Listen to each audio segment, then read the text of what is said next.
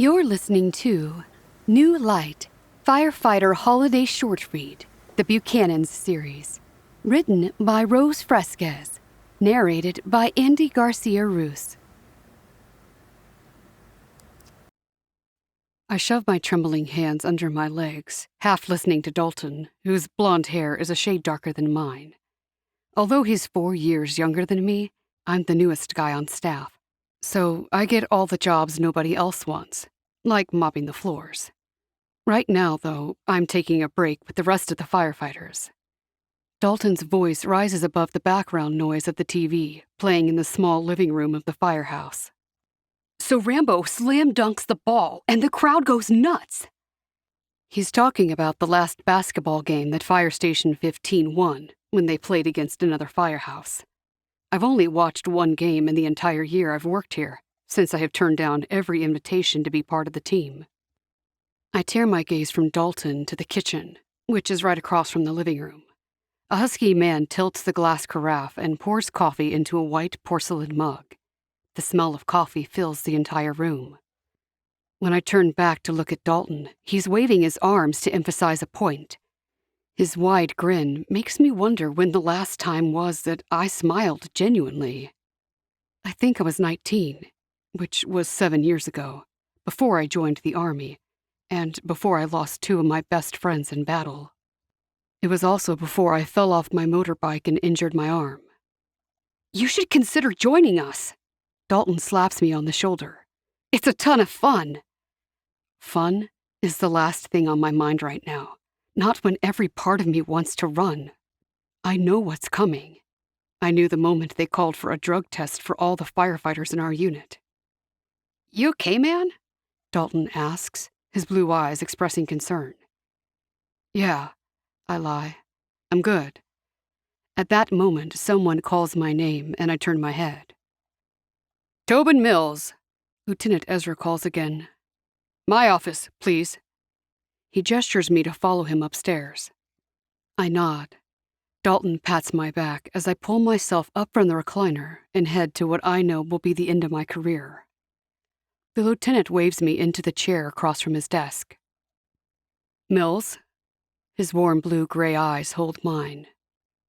"You said you weren't on any medications when you took this drug test. Our Human Resources Department said the drug testing firm has reported opioids in your system. Is there something you'd like to tell me?" He leans forward, his strong arms resting on the small desk between us. "Do you have a prescription?" I clench my jaw, willing to tell him to mind his own business. But he's the kind of man who makes it his business when it comes to protecting his colleagues. Plus, my career is at stake. My mind is blank as I scramble to come up with a lie, until I notice the quizzical pinch on his brow. That's when I realize he already knows the answer to his question. "I don't have a prescription for..." "No, I did, back when the accident happened." I tell him everything, including the lingering pain and the constant medicating long after the pain in my shoulder was gone.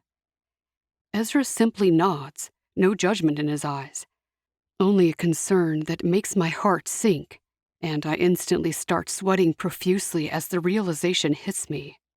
This is what I've become, a drug addict. They say that grown men don't cry, but boy, my throat feels like I've swallowed shattered glass. I slump in the wooden chair. Perhaps the lieutenant sees my discomfort and chooses his next words carefully. "Opioid addiction is a crisis in our nation." He lowers his voice. "You wouldn't be the only one to become addicted to these drugs, Mills. If you're ready to get off the meds, I will do whatever it takes to get you the help you need, and I will talk to the chief and to Human Resources so you don't lose your job." He leans back in his swivel chair and lets out a slow breath. "Unfortunately, you'll still be required to take a leave while we figure things out." His face is wrinkled, struggling with his words, I can tell. He's a good man, a good leader. I've seen the way he treats all the team, like family. The family I don't want to be a part of. Or maybe I want to, but I have so many issues to deal with. Does that make sense? It doesn't, but I nod solemnly and stand up, just as he does the same. He looks down at me and tells me that everything is going to be okay. I wish I could believe him, because right now, it seems anything but okay. I slink past Dalton and the other firefighters, a true walk of shame. No matter how much Ezra and human resources may try to keep my incident under wraps, they would all know I failed the drug test. Yet, I know the moment I get home, I'm going to take more pills. I need to escape this pain, a pain far different from what the accident last year caused. A pain that, deep down, I know pills can't cure, but I can't seem to stop myself. 6 months later. Ezra stayed true to his word, and I didn't lose my job. He invited me to his church's outdoor small group, and I did rock climbing with them, then a Bible study a few times.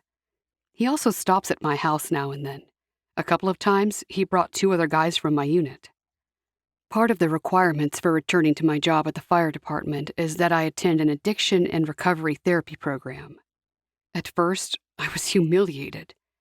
But then, being surrounded by others who are struggling with similar addictions, I find hope knowing that I'm not alone. Things are finally looking up, and I feel happy. Stepping out of my latest therapy session, an early November wind slaps against my face, and I pull up my hoodie over my head. I then quickly write out a text to let Ezra know that I finished this week's treatment. My fingers feel numb. I hit send and thrust the phone and my freezing hands into my hoodie pocket. I hop into my truck and make my way to the Side Rock Cafe, just 3 miles away, a place I used to hang out back in the day. A lot of those at the station would come here to get their coffee in the morning, or hang out for lunch and dinner. Thankfully, the place is not as crowded this late morning. I just missed the breakfast rush, I think. Mills! Pascal, old enough to be my father, greets in a cheerful voice as he adds pastries to the glass case. His wide grin warms me a little. I nod my greeting, because I don't want to alarm him, since I am always reserved whenever I come here with my colleagues. I sniff, and the scents of cinnamon and coffee engulf me. I ignore the menu on the pallet board and order a hot chocolate. The heavy-set man smiles. No caffeine today? His French accent is thick when he talks. My lips curve into a smile. I'm trying to cut back on my caffeine intake. Pascal turns to whirl one of the machines to work at what Fort Rock knows as the best hot chocolate in existence. It's not that powder stuff. He brews cocoa beans and then melts chocolate, adding vanilla and homemade cream that comes from a nearby farm. They have all kinds of flavors, but I always prefer the original. He asks if I want whipped cream and cinnamon on top, and I agree. He sets the ceramic blue mug on the counter. I thought that all firefighters were addicted to caffeine. I flinch. The word addiction holds a new weight these days, even when it's used jokingly. I force a half grin while I hand him my credit card. With my steaming mug, I pull out a chair at a table for 2, and I don't need to stare at the corner to know that the loud chatter is coming from the guys from my unit. My eyes still wander, and sure enough, there are a few of the crew sitting around the table, laughing and talking cheerily. I debate whether or not I should stroll over, but then decide against it. Trying to ignore them, I take a slow sip of my drink, and the hot chocolate melts in my mouth. No one ever said anything to me about the incident earlier this year. I still wonder why Ezra defended me the way he did. Was I really worth it? 2 of the guys from my unit approach my table. Hey, man, Dalton greets. He's accompanied by Jake Larson, whose dark skin is a contrast to my light skin. Looking forward to having you back soon. I give a curt nod. Thank you. Jake had come with Ezra to visit me, and he'd helped fix my parents' clogged toilet. 2 more guys saunter towards my table. The husky man laughs at what the stocky man is telling him as they approach. I can't help but wonder if they're talking about me. Something snaps, and a muscle twitches in my temple. I shouldn't care. What kind of man worries about what others think? Me. I sigh, and my chair scrapes on the tile floor when I push it back. Is there something you guys want to say? I snap. What? The two men stare at each other with furrowed brows before the stocky man turns his gaze back to me. We were just... Don't bother. I know what you were saying, and I get it, okay? I'm a loser. That I know, as I step forward and lift my pointing finger with determination to thrust it in the stocky man's chest. I can put him down easily. Jake steps in front of me and grips my hand midair. Not happening, Mills. Feeling the strength of his arm, I can't entertain the idea of taking him down, because I'm sure I would not get in a punch edgewise. Although I'm in pretty good shape, Jake is more fit. Besides firefighting, he trains American Ninja Warriors and anybody who wants to do intense workouts. I slump and swallow my fury. Jake gently drops my hand and reminds me that they will see me in 5 weeks. The rest of the group follows him to the exit, except for Dalton, who remains standing and staring at me. I ignore him and sink back into my chair, burning with embarrassment. I drag my cup of warm cocoa towards me and bury my face in it, trying to hide from the curious stares in the cafe that drift in my direction. A chair scrapes the off-white tile when Dalton pulls it out to sit across from me. I set the cup down and arch a brow, wondering what he's still doing here, as if I haven't given him enough reason to leave me alone. He peers at me and clears his throat. These guys are the real deal, he says. They love you, they're family, and they would never laugh at you. I consider his words for a moment, because he's right, but I'm too sensitive these days. I tear my gaze away from him and reach for my cup again, tilting it to my lips without saying anything, because I don't trust myself to speak right now. Later that afternoon, while running around the park near my parents' house, my house too, since I live there because I can't afford a place of my own anymore, I bump into an old buddy of mine, Spike. Tobin! He greets me with a pat on my shoulder and a grin so sincere, like he's very happy to see me. Long time no see, man. I'm not so sure that I'm glad to see him. Maybe 6 months ago, I would have been thrilled. Spike has spiky dark hair. His name suits him. He used to be my source every time I needed drugs. I force a smile, since he seems to be waiting for my response. What brings you to this side of town? I ask instead. Well... He adjusts the ring on his lower lip and peers between 3 mature spruce trees growing next to each other, as if he's expecting someone to show up. A buddy of mine moved into the area, but I misplaced the address. So I ended up at the park, and bam! He slaps my shoulder. I run into you. With the light snowflakes floating in the air, there's nobody else walking around the park, except for the man who'd been leaving with his German Shepherd when I got here. Spike asks why I haven't called for any more drugs, and I come up with all kinds of lies, finishing lamely with, I don't have money. That last excuse is not a lie.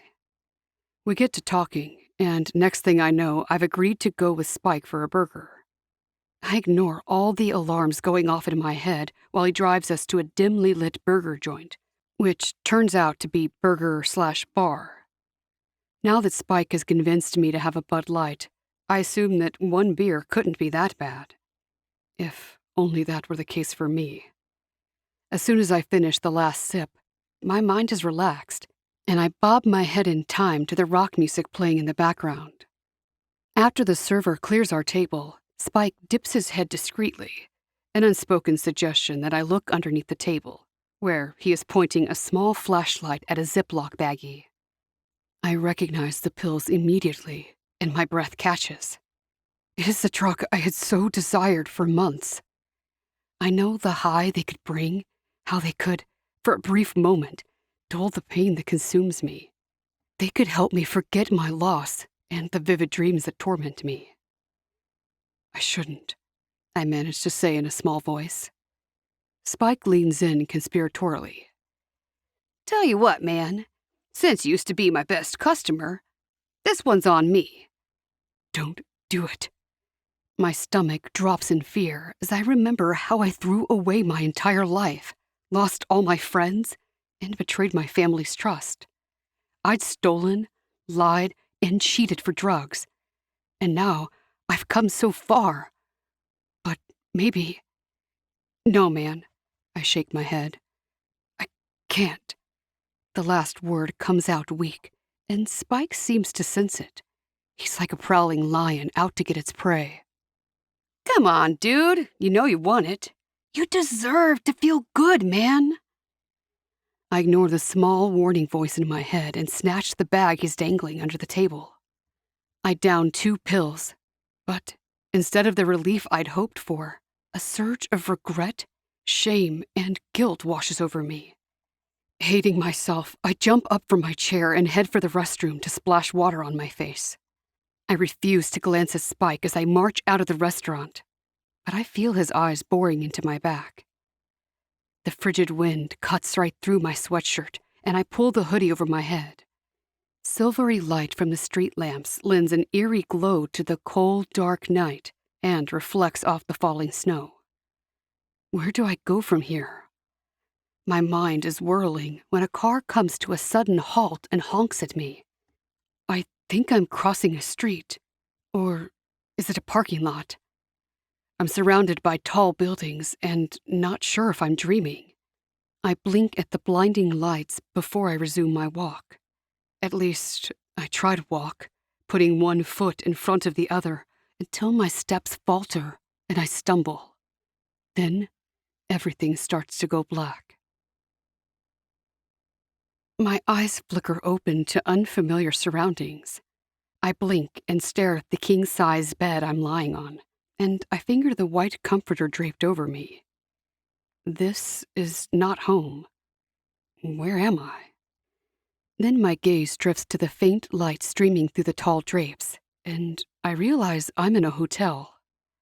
I rub my thumb over my temples, hoping to calm the throbbing headache. I toss my covers to the side and wince as I drag my feet out of bed. My throat is parched, burning, and my sweaty body aches all over. A cold shower is what I need. After making sure I'm alone in the room, I turn the shower on and step into the cold water and hiss as it freezes my body. The events of last night start to unfold in my mind. I went for a run. Spike. I grind my teeth and close my eyes when I remember everything. Why did I take the drugs again? Had I not learned anything from therapy? I fold my knuckles into a fist and punch the tile on the bathroom wall. I regret it when the pain registers, and then I remember something else. A girl. She was driving and kept calling me by my name, asking what I had taken. The memory stopped there. I frown and shut off the water. Stepping out, I dry off and throw my clothes back on. The place smells clean, a scent of lemon and disinfectant.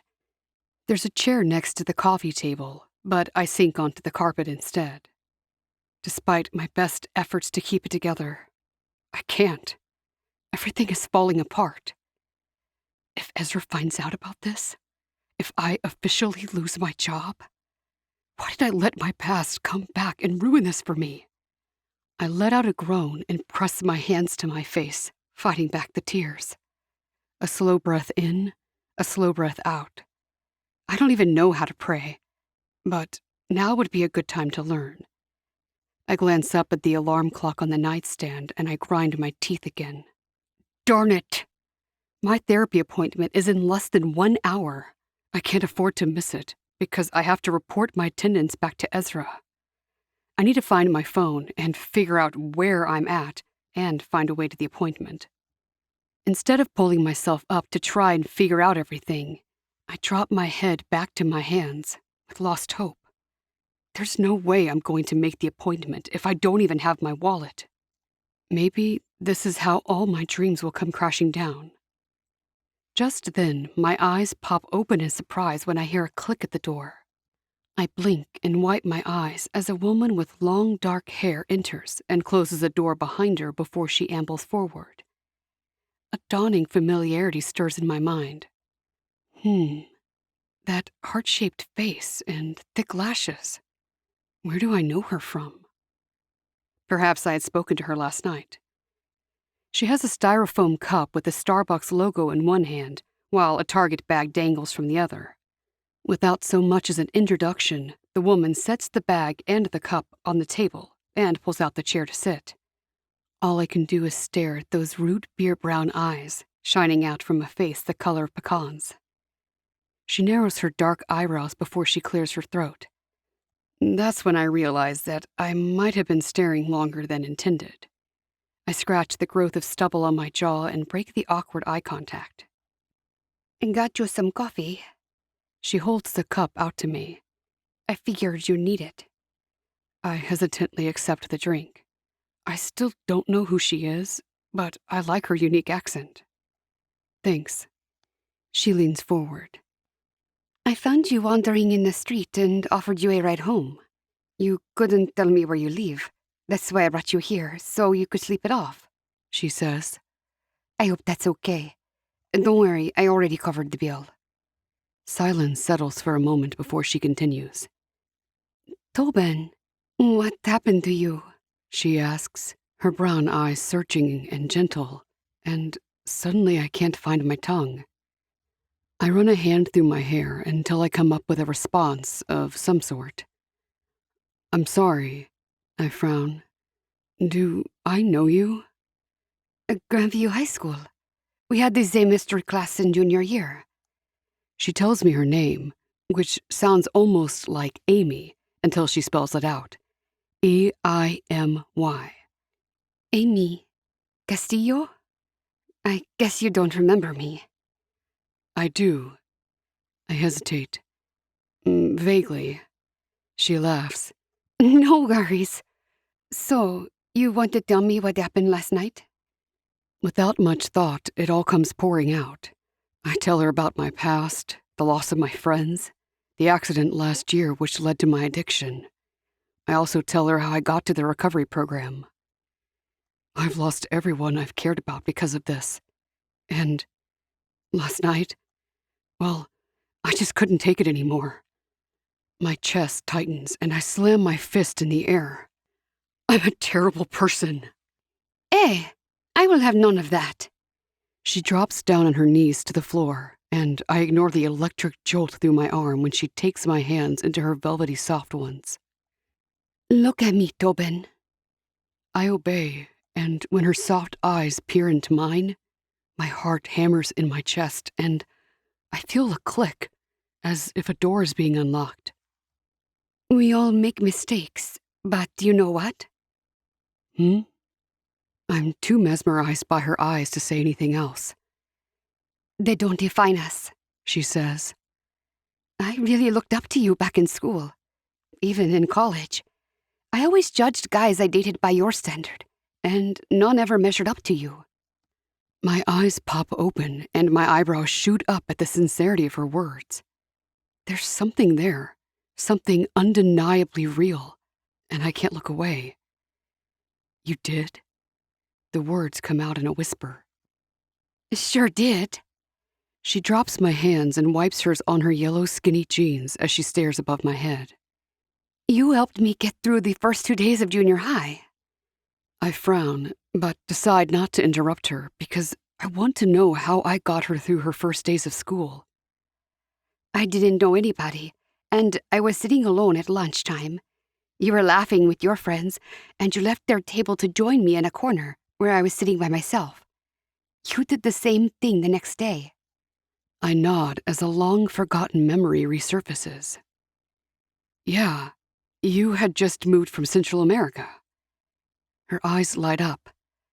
"So you remember," she whispers. "We had just moved here from Panama. I sort of started watching your every move after that. Not just to look at your eyes that always reminded me of the ocean, but the way you interacted with the other kids. I cheered for your football games in secret, but you were so popular, and I wasn't bold enough to congratulate you." Biting her lower lip, she turns her gaze to me. "What I'm trying to say is that you're still the same Tobin Mills I knew. Funny, kind, smart, and a leader. I still believe in you, even after all these years. I swallow as she continues to compliment me for all the things I didn't know I'd done. When I think of high school, you always come to mind. Her comments catch me off guard, and there's an unexpected kindness in her words. Despite myself, I smile, the first genuine smile I've shared in ages. I'm still going to be in trouble if I don't get to my appointment today. Well, let's get you there then. I pull up and extend my hand to help her up. The tantalizing scent of her conditioner fills my nostrils when her hair brushes against my jaw. She digs a brown bag from her handbag and hands it to me. There's a pastry for your breakfast. She then gestures to the Target bag on the table and tells me it has toiletries and a t-shirt she bought at Target this morning. I'll go warm up the car while you get ready. Where is your appointment? I tell her the address, and a few minutes later we're on the way to meet with my therapist. I chew the inside of my mouth the entire way as I wonder what will happen when I tell my counselor about last night. We're told in the meetings that relapse is a part of recovery, but I don't have the luxury to experience relapse, not when my job is on the line. Eimy keeps one hand on the steering wheel and reaches over with her other hand to squeeze my fist. It's going to be okay. She gives me a reassuring smile. She believes in me. I can see it in her eyes. My job is not far from here, she says when she pulls the car in front of the glass building. I'll come back to get you in a couple of hours. Is that okay? You don't have to. I can find my way back. Nonsense. She grabs the cup from the cup holder and shoves it into my hand. Finish the rest of your coffee. I scrunch my face, trying to be funny. Ugh, I hate cold coffee. She giggles, and I feel the warmth of her laughter as I wave goodbye before shutting the passenger door. The moment my therapist asks how things have been, I can't keep it in. I relapsed. He doesn't even flinch. And this surprises you? Statistically speaking, and from everything I've learned in therapy, no. But I thought I was over this. I thought I was ready to get back to my normal life. Look, Tobin, he says in his thick Latino accent. I can confidently say that you're ready to go back to living your life. One slip-up is not a lifetime of mistakes, it's just a moment. Let's take a look at what led to that relapse, though. That way we can avoid it in the future. I inhale, then relay my story for the second time today, this time including my encounter with Eimy. It sounds like this girl is good social support. I barely know her, I object. You barely know anyone anymore, Tobin. Let her in. Walking out of my appointment 2 hours later, I wince at the blinding sunlight glistening over the snow. Amy's red Lincoln is parked right in front of the building in the paid space. Her full lips curve into a smile, and I can't help but smile back. Most girls would shy away from helping a known addict. Apparently, not Eimy. My therapist always talks about the need for a support system, and I'm grateful that Lieutenant Ezra has been so helpful, but it would be nice to have more personal support. I take it your appointment went well, Eimy asks. Actually, it did. Well, I'm a firm believer in celebrating small victories, and I know you must be starving. What say we grab a bite to eat? How could I say no? Before I can respond, my stomach growls. Eimy chuckles, and I realize how easygoing she is. She seems like someone I could enjoy talking to. It's been too long since I laughed, or had a woman's company. I take that as a yes? She glances at my stomach, then pulls her eyes back to mine. What are you in the mood for? You. The thought comes unbidden, surprising me with its boldness. Eimy is sure attractive. No doubt she has a boyfriend. It's not just her beauty that seems to drag my mind to unfamiliar territory. It's her genuineness and her laid-back personality. I haven't let myself think of such things in a long time. So I shake the thought away and reply instead. How about Thai? You must be reading my mind. I've been craving curry all week. There it is again. That laugh that seems to stir up a long-forgotten piece of myself. But I can't think about that. At dinner, I confess to Eimy my anxiety over my upcoming evaluation that will determine whether I can return to work. Will what happened affect that? I let out a slow sigh, hoping for the best. It doesn't sound like it, but I can't really be sure. I sure hope it works out, She says with compassion. You made a simple mistake, one that is to be expected. You're awfully understanding. Let's just say I've seen the effects of addiction, and while I don't have any personal experience, I know it's more than just a matter of deciding not to. It's a process, and relapse is part of it. I nod and bite my tongue, not wanting to discuss this anymore. On a happier note, Eimy says, clearly aware of my tension. I'm picking up a Christmas tree tomorrow. Her eyes light up, and I can't help but laugh. It's only early November. She sets her water glass on the table.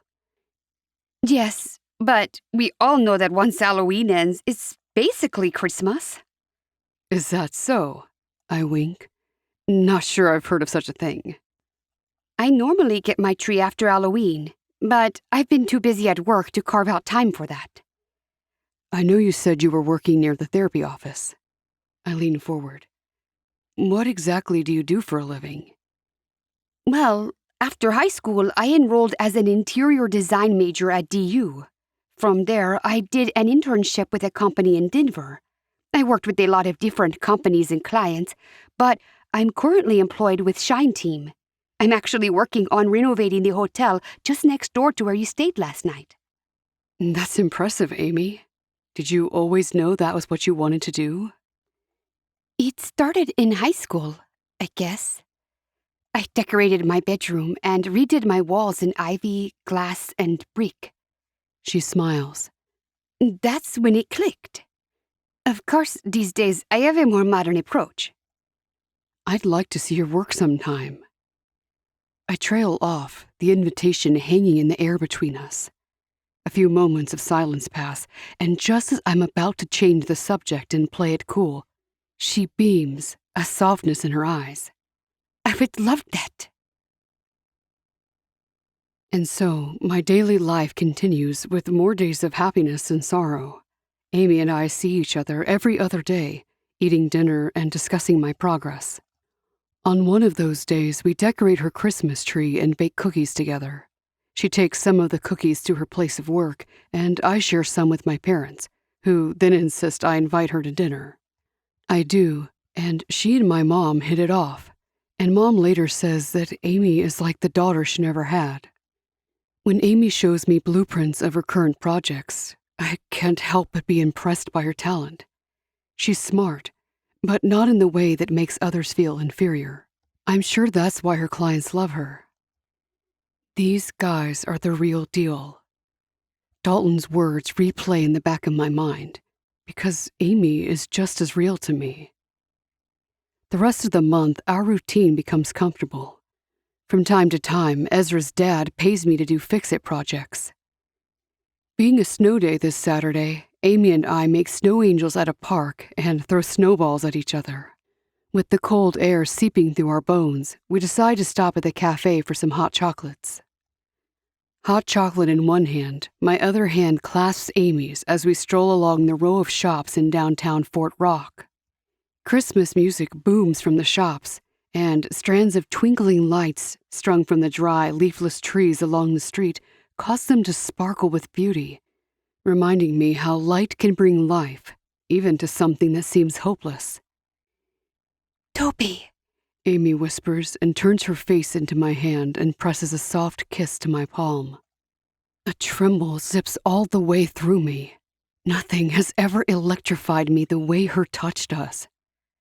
With great reluctance, I withdraw my hand and take a sip of my drink. I desperately want her, but I don't want to rush things and mess it up. It still doesn't stop my shock when she asks, Would you like to join my family for dinner this Saturday? What? I say, choking on my drink. Dinner with your parents? Unfazed, she continues. Yes, dinner. They would love to meet you. Is that okay? She tugs at her red scarf. It's the weekend after Thanksgiving. I hope you don't have plans. Seeing her hopeful smile, the words are out before I can stop them. That would be great. I give a crooked grin and nudge her with my elbow. Do your parents know that you have a wasted boyfriend? I don't consider myself boyfriend material, whatever that would even mean. Don't worry. They don't know anything, and even if they did, they wouldn't judge you for it, especially my dad. Maybe her dad is a recovering addict too. I decide not to ask and nod instead. I pace back and forth on the sidewalk of my parents' house as I wait for Eimy to pick me up. It's a big deal that I make a good first impression with her parents. The sound of a car screeching to a halt jerks my head up, and I see Amy's Lincoln. A thrill rushes through me when she gives me a once-over while I fasten my seatbelt. You look handsome, she says breathlessly.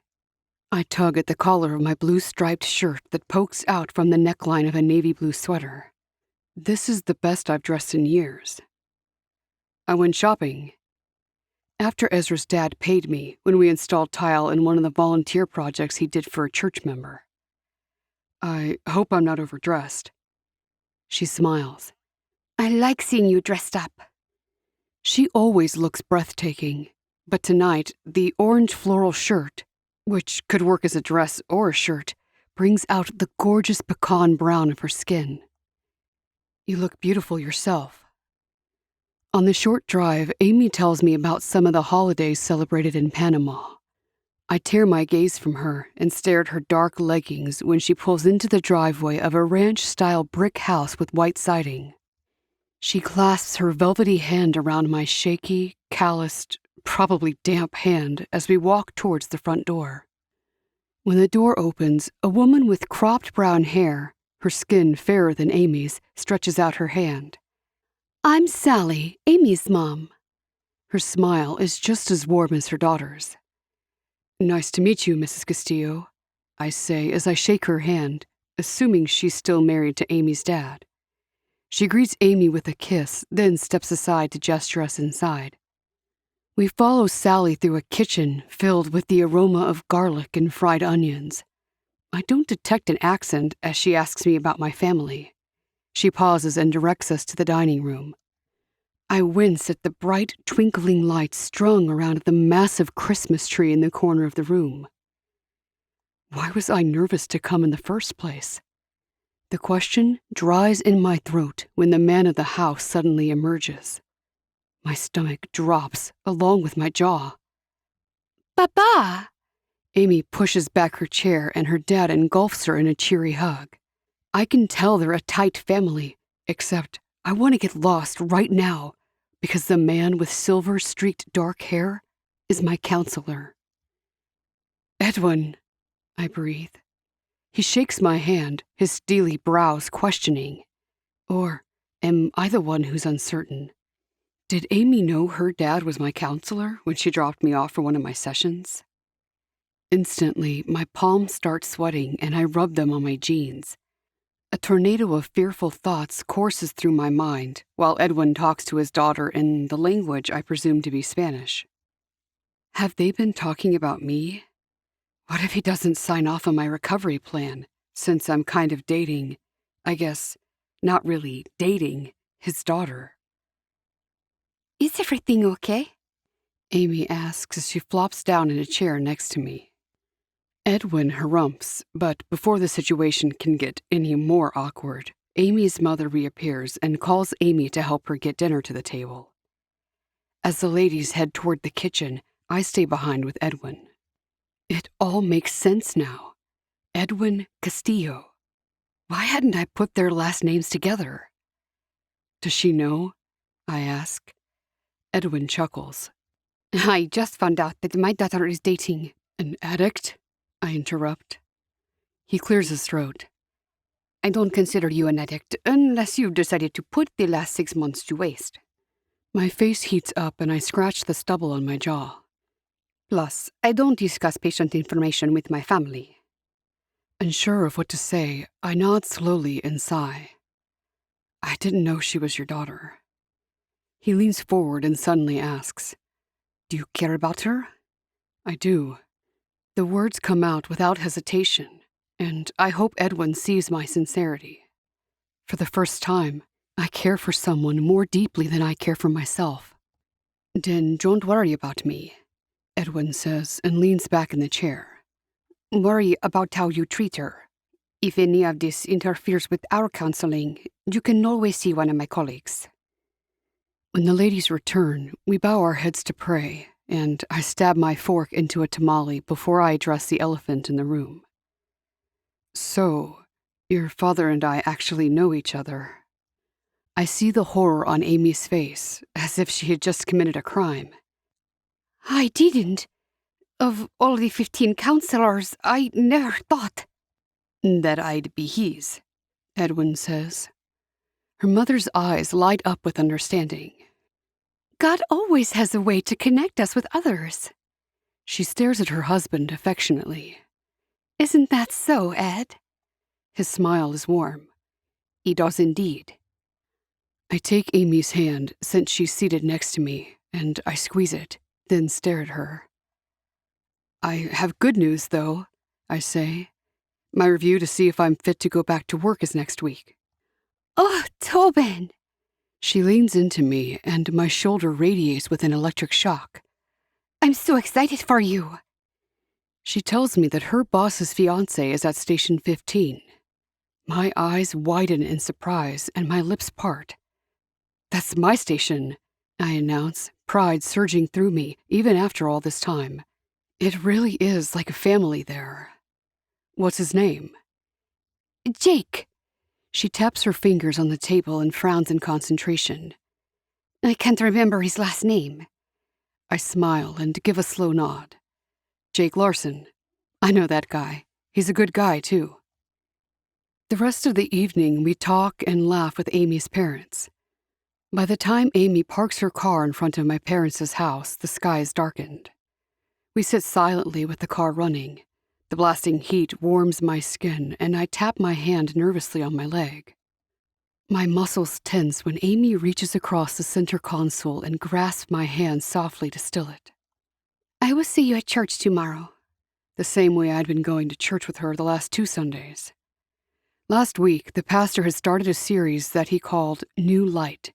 He spoke from the book of John, I think it was chapter 8, something like that, about Jesus being the light of the world, and how whoever follows him will never walk in the darkness.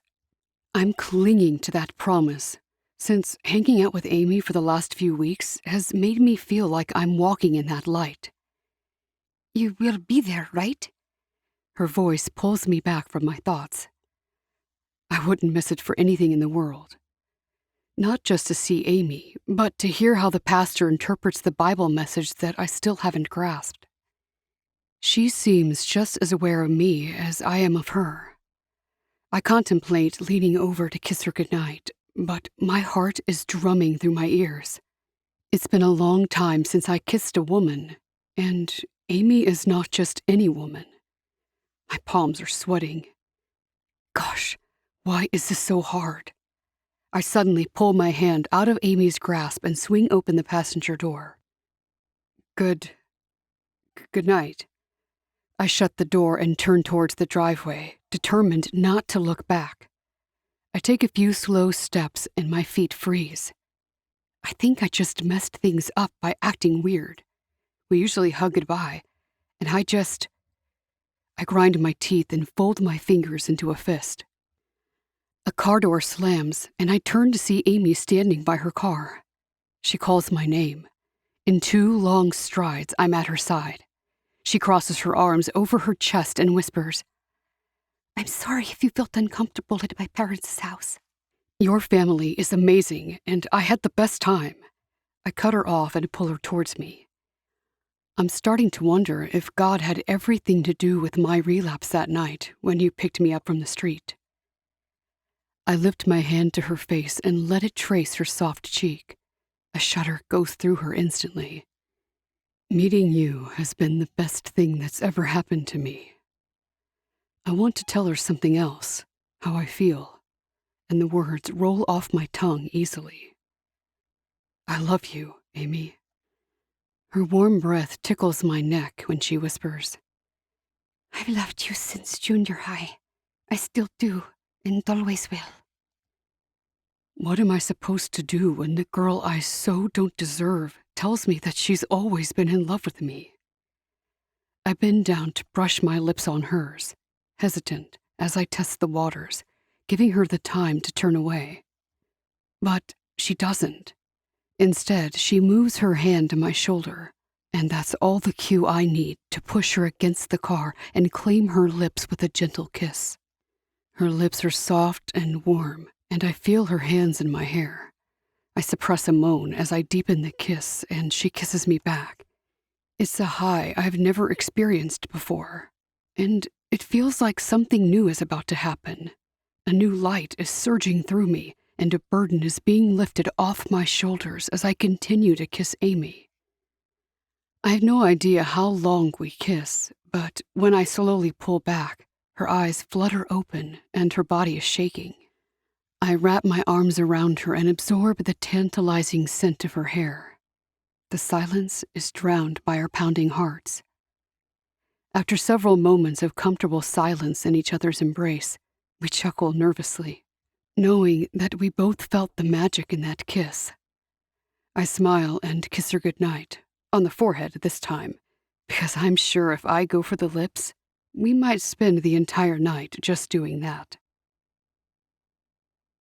I feel like a child on the first day of kindergarten as my boots trudge towards the 2-story gray brick building that houses my firehouse. The mid-morning sun warms my neck as I reach for the door handle. My heart is in my throat, and I'm not sure what to expect. Will I fit in with everybody, or will I remain the outcast? The familiar thoughts that often led to a relapse begin to consume me. I feel a hand slam against my back and turn to see Ezra. "Mills," he greets me in his familiar, cheerful tone. "It's so good to have you back." He holds the door open and steers me inside. Streamers and balloons meet my sight, and loud cheers and clapping erupt from the station. A banner with my name hangs on the wall, and the smell of my favorite Philly cheese pizza envelops me as my fellow firefighters greet me with high fives and fist bumps. "Welcome back, man!" The genuine acceptance in everybody's faces warms my heart. I feel at home, surrounded by another family, now that I see things in a new way, a new light. I remind myself as I take in the lights strung on the artificial Christmas tree in the corner of our dining area. After celebrating my return, Lieutenant Ezra gestures to get everyone's attention. "I have some news. My wife and I are hosting a Christmas caroling party, and you are all invited." He sips his Coke. "Feel free to invite or bring anyone." Someone comes to mind that I'd like to bring with me to the party. Someone special. Eimy. Ezra's living room opens up to the kitchen. I relax on the sofa and stare through the big window to watch the soft snow falling gently on the deck. His home is warm and inviting, with loud chatter from the house full of firefighters, along with their spouses and kids. Pine, apple cider, and pumpkin spice fragrances fill the air. We're going to have a feast, as Lieutenant Ezra declared, before we go caroling. Eimy laces her fingers through mine and leans her head against my shoulder. I'm so proud of you, she whispers in my ear. "If it wasn't for you," I whisper back, "I'm not sure I'd be here today. I could have missed that appointment and given up." Just then, Ezra appears with his wife Leela at his side. Leela's dark skin is 2 shades darker than Amy's. I pull up from the sofa, and so does Eimy, and I introduce her to the couple. Before I know it, she's being pulled away to the kitchen by Ezra's wife, and Layla's boss Renee joins them. 2 guys join me and Ezra, and we get to talking. My eyes find Eimy over the crowd in the kitchen. I can tell that Eimy is quickly hitting it off with Ezra's wife, since I can see her placing a gentle hand on Layla's round, pregnant stomach. This could be us. The thought, though foreign, is not unwelcome. I hope it will be us sometime soon. Larson says if he's wearing a suit and tie for his wedding, everyone in attendance has to wear one. Ezra's voice draws my attention back, and I notice 2 more guys have made their way next to me. Hey, only those in the wedding party, man. Miguel, the stocky man, chimes in before he sips his eggnog from the glass. I have to work. I scratch my stubble. Why is he wearing a tie when he can't stand them? I want to look perfect for Renee. Jake's voice comes from behind me as he tightens our circle. She's worth it, even if it means I have to be uncomfortable for one day. I turn to Dalton and Ezra, who will be groomsmen. Good luck wearing ties. If you're not careful, I will trade you spots, Dalton says in a light tone. That's if you want Mills to show up in a bridesmaid dress, Miguel chimes in. I can hear the teasing in his tone. I realize I'm a part of the joke and not being made fun of. I tease back. While at it, I will plan to get some makeup from you, since you had a makeover the other day. All faces turn to Miguel, and I chuckle at the panicked look on his face. He's the master of practical jokes. But now that all the guys burst out laughing, Miguel is in defense mode, explaining how his daughter had thought it funny to apply sparkles to his face when he fell asleep on the couch 2 nights ago. When Miguel showed up at work, I had pointed out his do-over that he hadn't been aware of. He'd rushed to the bathroom to wash off the glitter before any of the guys saw him. Payback for your pranks, man. Dalton points at Miguel in between gasps of laughter. Miguel rolls his eyes and reaches for the ginger snap cookies from the table. It feels good to laugh and feel like I'm a part of the group. Moments later, Layla calls out, "Dinner is ready." After saying grace and eating what indeed is a feast, we make our way out of the Buchanan's house and onto the brightly lit street of their beautiful neighborhood. With Eimy at my side, we reach the first home and knock on the door. Once they open, our voices join together to sing a beautiful Christmas hymn, Joy to the World. At the end of the song, we hand out the ornaments we made at Ezra's house. Strolling hand in hand, Eimy explains how the baby kicked when she was touching Layla's stomach, and there is such an innocent excitement in her eyes that I can't help but stop, pulling her back until everyone passes. I tug her closer to me. What are you doing? This. I kiss her soundly, and she kisses me back, her hands rising to clutch the side of my coat, and I feel my heart overflowing with joy. Eimy is far more than just a girlfriend or someone I hang out with. Cheers escape the lips of my coworkers, and Eimy and I finally break away from each other. My lips still warm despite the snow falling, I wrap my arm around Amy's waist as we continue our stroll to the next house. I whisper in her ear, "You're too good for me, Eimy." "No," she says firmly. "We're perfect for each other." "This is my best Christmas," I say. Eimy agrees and places a soft kiss on my cheek, just as the door bursts open. We laugh, then join the other carolers in singing a heartfelt rendition of O Holy Night. With snow gently falling, surrounded by new friends, family, and Eimy Castillo, the most amazing woman, as if God had created her just for me, it is finally clear to me that letting in the light can drive away the deepest darkness. The end. Thank you for listening. If you enjoyed this book, please consider leaving a review. Honest reviews by readers like yourself help bring attention to the books. A review can be as short or as detailed as you like. Thank you so much. And don't forget to meet the rest of the firefighters at House 15 in the Buchanan series, books 1 through 3. Learn about Ezra and Leela's story in First Sight. Also learn about Jake and Renee's story in Something Right. And finally, find out about Andrew and Beyonce in Brightside. This has been New Light, Firefighter Holiday Short Read, the Buchanan's series. Written by Rose Fresquez. Narrated by Andy Garcia-Ruse. Copyright 2019 by Rose Fresquez. Production copyright by Rose Fresquez.